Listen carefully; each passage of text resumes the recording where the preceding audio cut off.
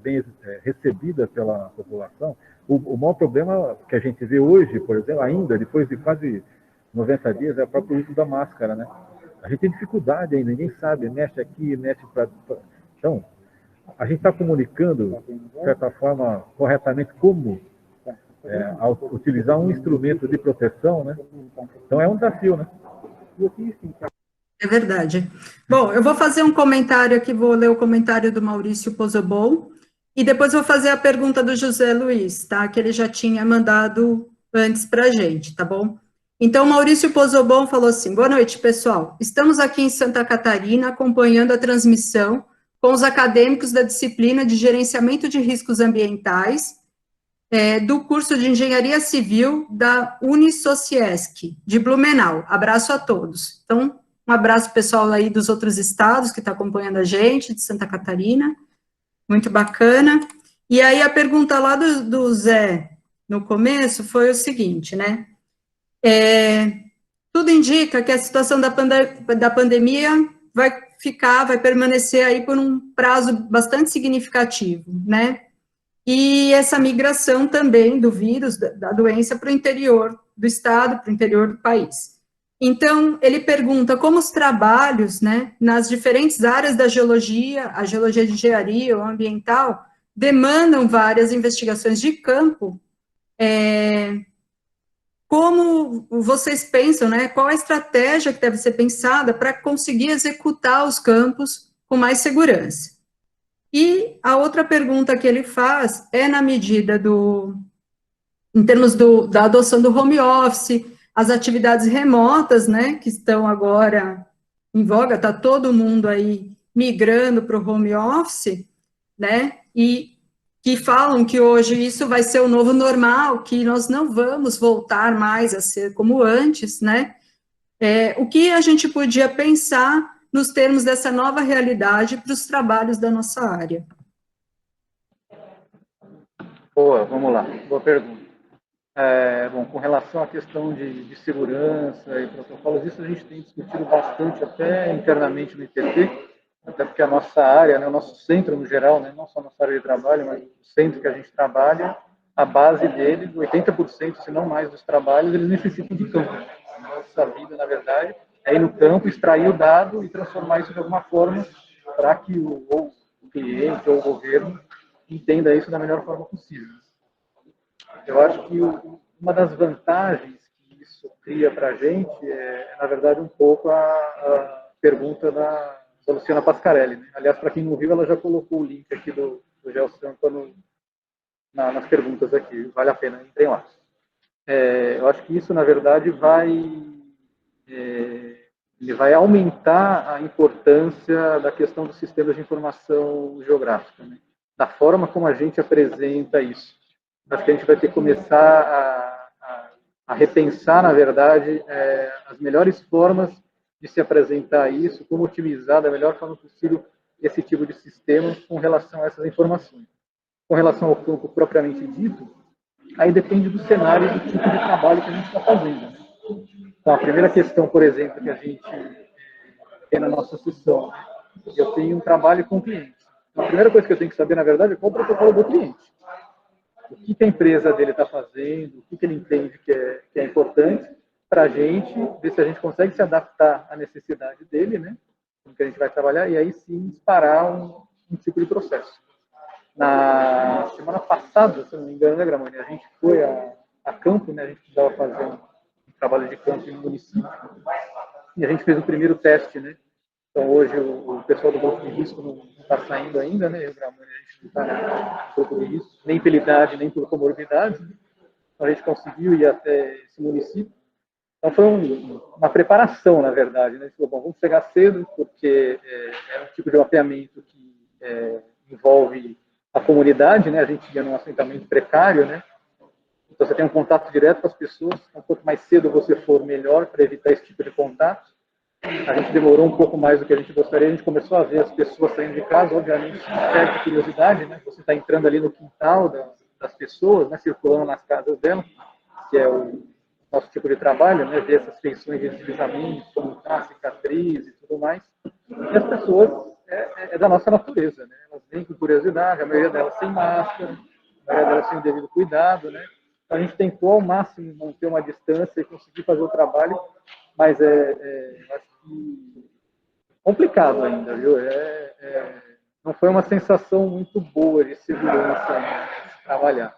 Acho que a gente vai ter que começar a criar melhores protocolos, entender melhor o tipo de trabalho, né? A gente tem trabalho, por exemplo, em outros estados, então a gente está proibido de viajar para outros estados porque as empresas não querem que a gente vá lá porque o foco do coronavírus começou aqui em São Paulo.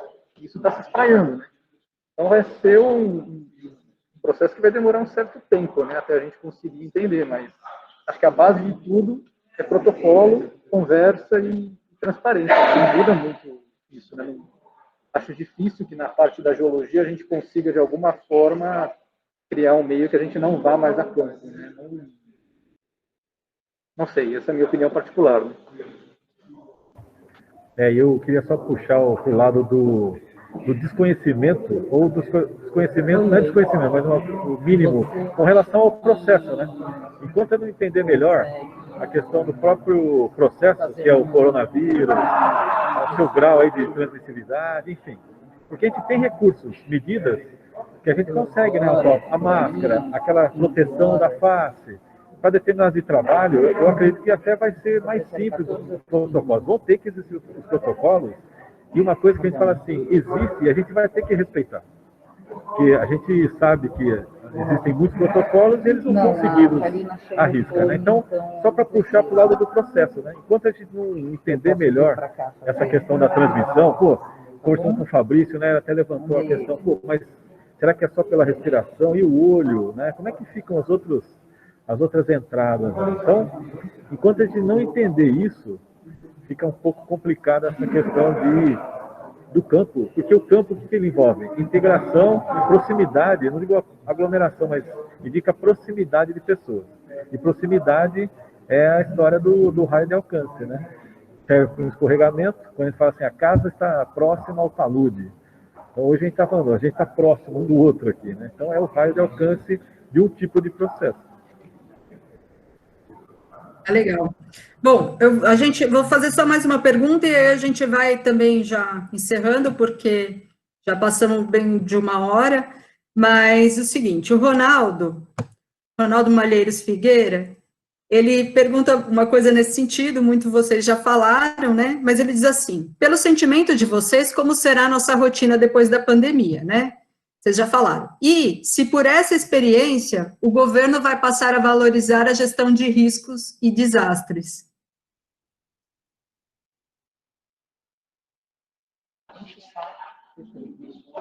Boa, Ronaldão. Eu acho que, na verdade, no geral, isso já está, de alguma forma, a questão da gestão e do gerenciamento do risco, ele entrou aí no cenário, né? Foi de uma forma boa, foi de uma forma ruim, aconteceu. Acho que como acontece nos desastres aí que a gente já teve anos atrás, né, as questões de guerra e tudo mais, a gente sempre tem o lado positivo, né?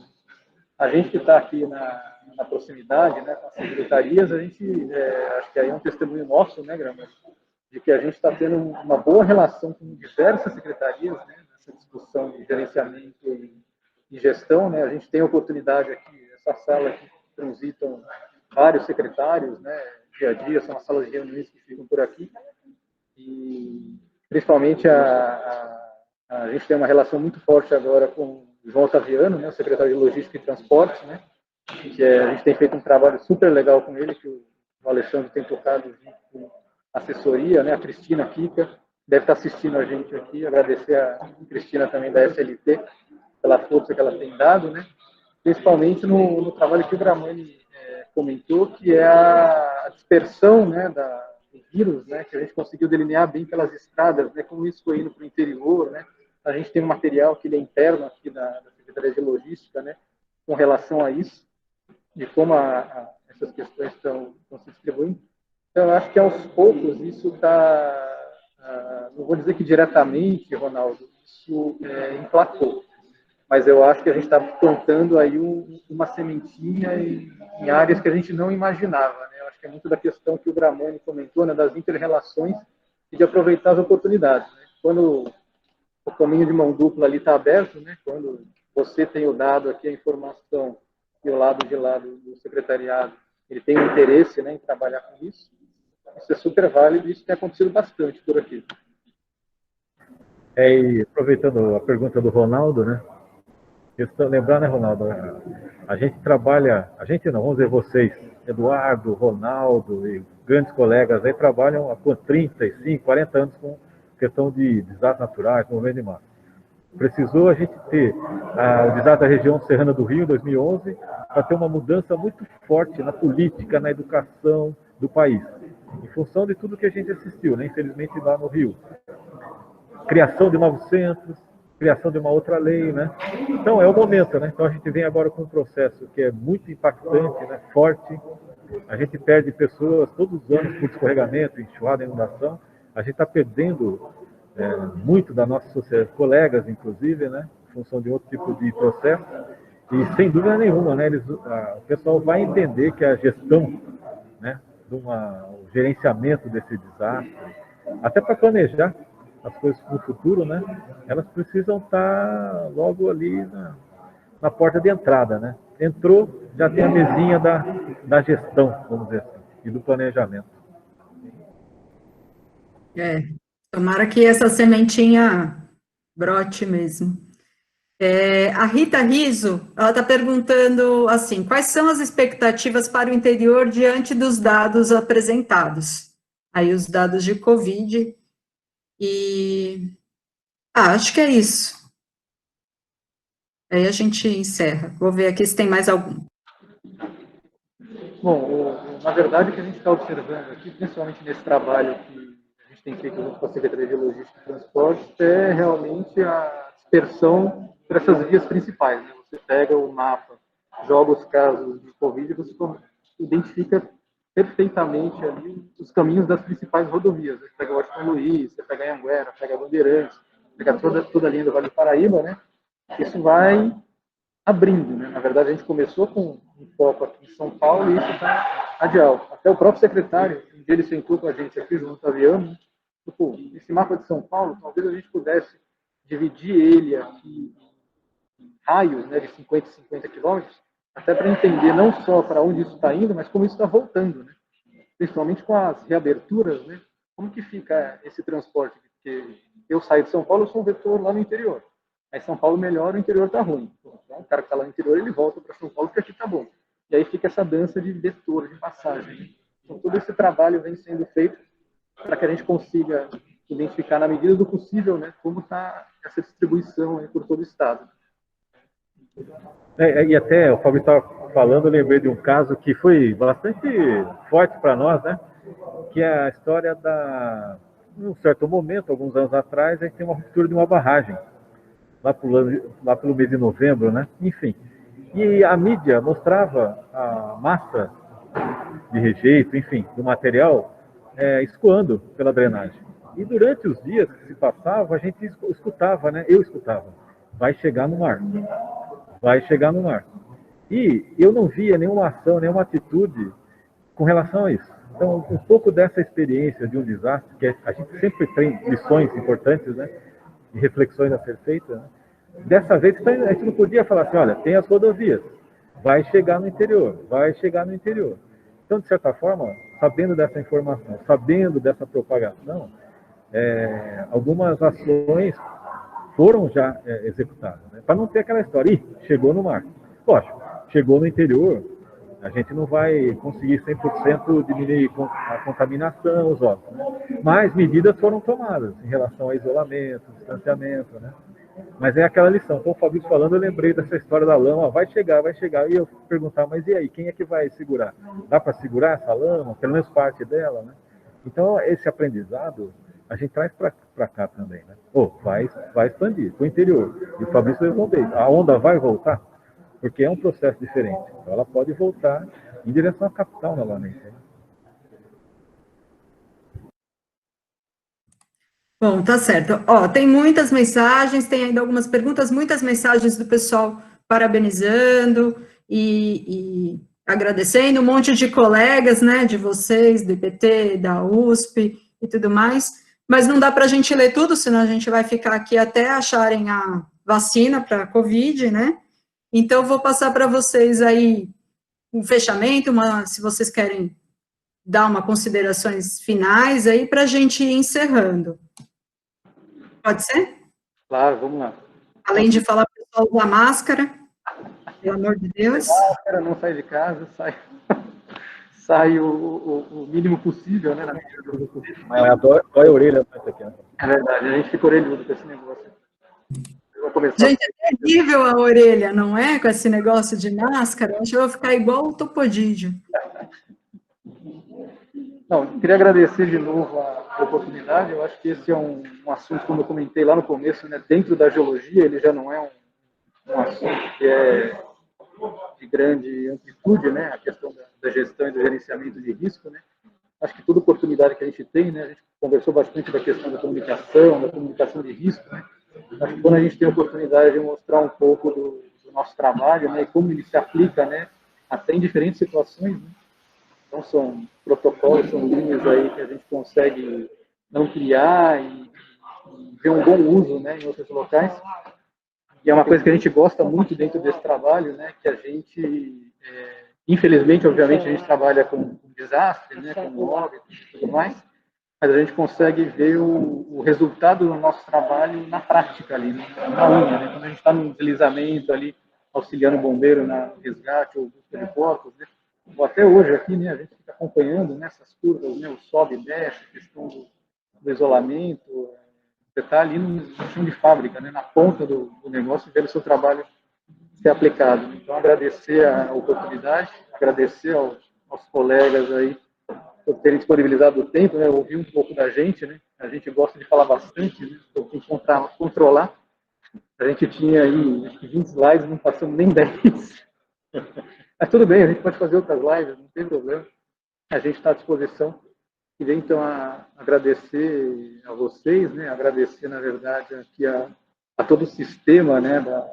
dessa crise aqui, a confiança que foi dada ao Instituto, né? Ao IPT, no fornecimento desse dado aqui, dos dados, né? Que a gente vem trabalhando. Agradecer a diretoria do IPT, a presidência, por todo o apoio que tem sido dado para a gente conseguir estar aqui, né, auxiliando a população, que é o que a gente gosta de fazer, na verdade, né, conseguir ao máximo dar um retorno à população. Né? Eu acho que se a gente tiver isso em mente, eu acho que a gente engrandece não só pessoalmente, né, mas a gente mostra o bom uso, né, da máquina pública para um caso de escala extrema como esse, né, mas que isso se reflita nas pequenas coisas, né, que essas sementinhas aí sejam plantadas, né, mais e mais, que a gente consiga sempre desenvolver um bom trabalho.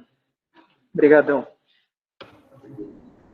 Eu também, finalizando, agradecer a oportunidade, né, sempre bom poder, primeiro, encontrar os colegas, né, os amigos, porque na linha de frente, na hora de uma emergência, ou não emergência, é sempre bom trocar essas ideias, né.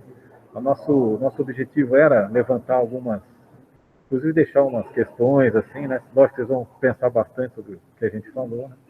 Agradecer ao Ronaldo, ao André e ao Wagner, especialmente, aí, por ter organizado, né? E ter feito o convite. Agradecer ao Fabrício aqui, que está do meu lado, que foi ele que me convidou, inclusive, a participar. Então, fiquei bastante honrado de estar ao lado dele aqui, né? E poder contar um pouco da nossa experiência, né?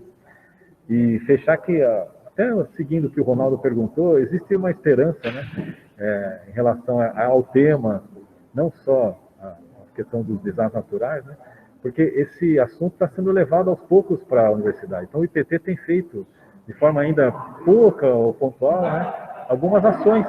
Vou dar o exemplo só do Instituto de Geociências, né, a gente tem participado de várias palestras, matérias, né, excursões de campo com os alunos de graduação do bacharelado e também no curso lá de licenciatura em geologia, né? É um curso que tem levado e discutido muito esse tema, então cabe aí a semente e também a esperança de cada vez mais pessoas trabalhem com o tema. A gente precisa de reforço, de pessoas com outras linhas de pensamento que ajudem a gente a melhorar o nosso sistema, né? Então, obrigado a todos, agradeço, ficamos sempre à disposição e não vai parar por aqui, né? A gente vai se encontrar por outros momentos aí. Um forte abraço a todos. Tá joia. Eu queria agradecer mais uma vez, né, a participação de vocês, do Fabrício e do Gramani. Muito obrigado por disporem do tempo, vocês estão aí trabalhando e se dispuseram a vir e mostrar, apresentar aqui para a gente. Obrigada, então, aos organizadores, aos apoiadores, obrigada pela participação de todas e todos, e queria dizer que a gravação, né, dessa webinário vai estar no site do CIGESP e no canal do YouTube, que hoje a gente criou um canalzinho lá, vai começar, então, a alimentar com as próximas também, os próximos webinários e tudo mais, e muito obrigada pela presença de vocês. Até a próxima.